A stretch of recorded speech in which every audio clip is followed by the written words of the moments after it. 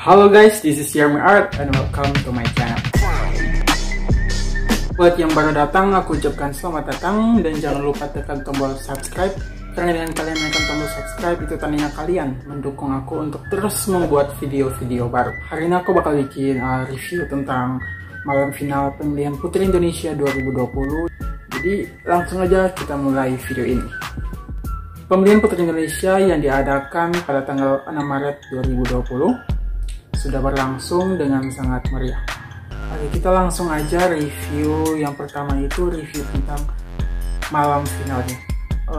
Menurut aku pribadi, malam final Putri Indonesia 2020 ini ada sebuah perkembangan ya dari tahun 2019 dari segi stage-nya, musik-musiknya, finalisnya sangat-sangat berkembang banget dan sangat luar biasa banget. Yang berikut ada pemenang vote.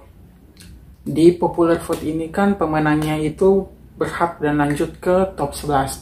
Nah, kalau menurut aku sendiri ya, alangkah baiknya Putri Indonesia itu melakukan vote itu secara rahasia. Hanya vote-nya aja gitu, gak usah tunjukin presentasinya. Karena kalau tunjukin presentasinya, orang-orang tuh bakal tahu siapa yang memenangkan gitu. Karena kemarin yang menang itu kan Kalimantan Timur dan semua portal-portal PJ itu udah ngupload kalau yang menang itu Kalimantan Timur. Jadi nggak excited aja gitu untuk tahu siapa yang memenangkan vote. Yang kedua adalah top 11-nya.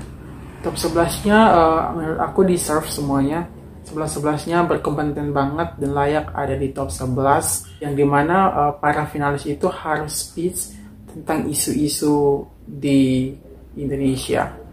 Dari semua speech yang ada, jujur aku sangat menyukai speech dari Kalimantan Barat.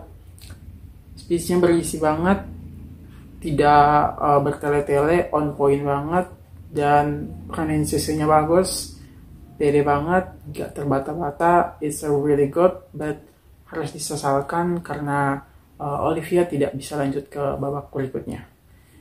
Yang kedua itu aku suka banget sama Sulawesi Selatan. Kurit banget speechnya, berisi juga. Yang ketiga itu aku suka Jawa Timur. Yang keempat Jawa Tengah. Dan yang terakhir itu aku suka sama Sumatera Barat. Next, untuk finalis top 6-nya aku rasa deserve di situ. Mereka bagus. Walaupun tidak semua yang berada di top 6 itu speech-nya great di top 11. Dan untuk di runde top 6-nya sendiri, aku rasa yang mempunyai jawaban yang bagus itu Jawa Timur, Maluku, Bali, sama NTT.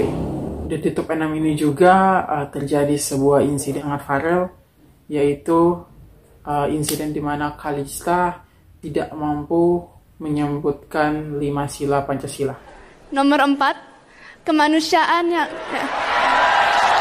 kemasyarakatan yang dipimpin oleh hikmat kebijaksanaan dalam permusyawaratan perwakilan. Terima kasih. 5, kemanusiaan sosial yang adil dan beradab. Adil dan beradab. Kalau menurut aku sih, itu bukan sebuah kesalahan yang fatal. Kita tahu Pancasila itu udah kita terima dari taman kanak-kanak mungkin. Tapi saat di atas panggung, itu semua berbeda. Kalau menurut aku, itu bukan karena Kalista itu nggak hafal. Kita tahu dia itu mahasiswa hukum. Pastinya dia hafal. Tetapi, kamu mesti tahu ya, ketika kita ada di atas panggung, demam panggung itu bisa mengacaukan segala-galanya.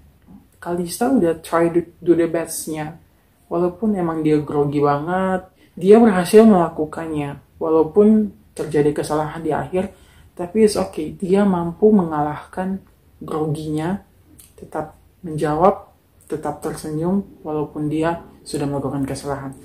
Dan kalau menurut aku, kita nggak bisa salahin pihak Putri Indonesianya yang memberikan pertanyaan itu, dan kita juga nggak bisa salahin Kalista karena dia tidak bisa menjawab atau tidak menghafal.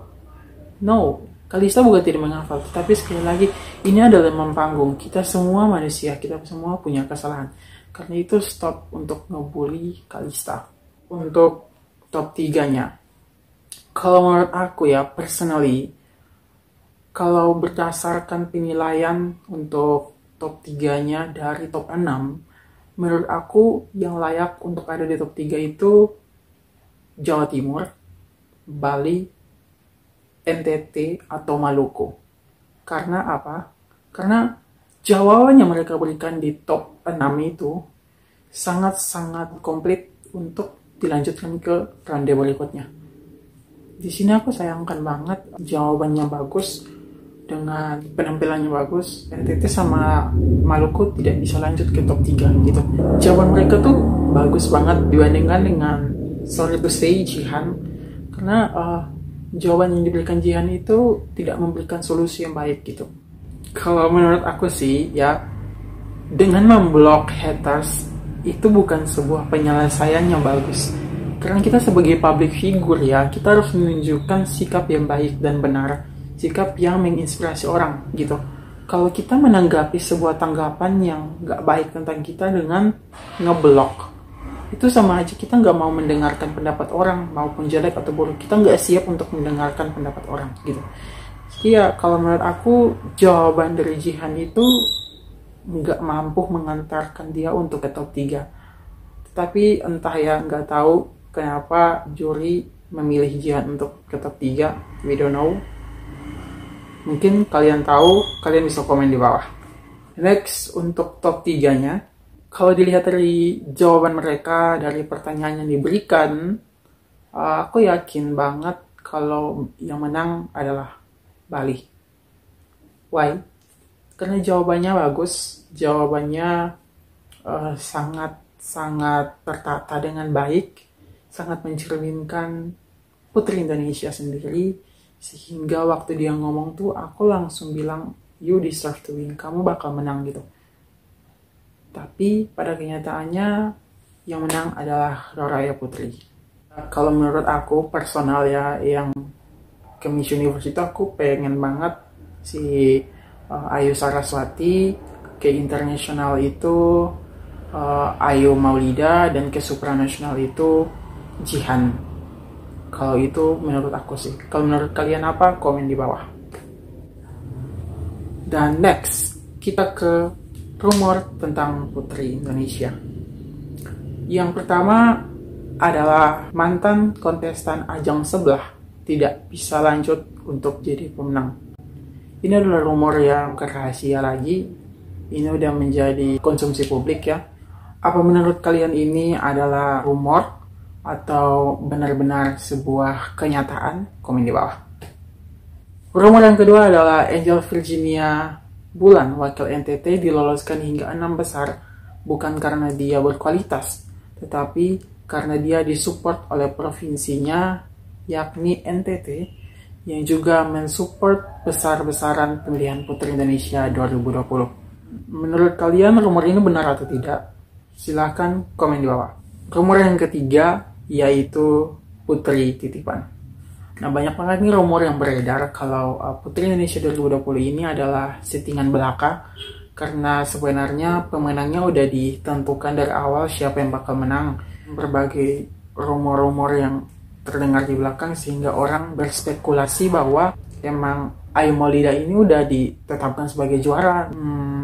Kalau menurut kalian ini benar atau enggak? Silahkan komen di bawah.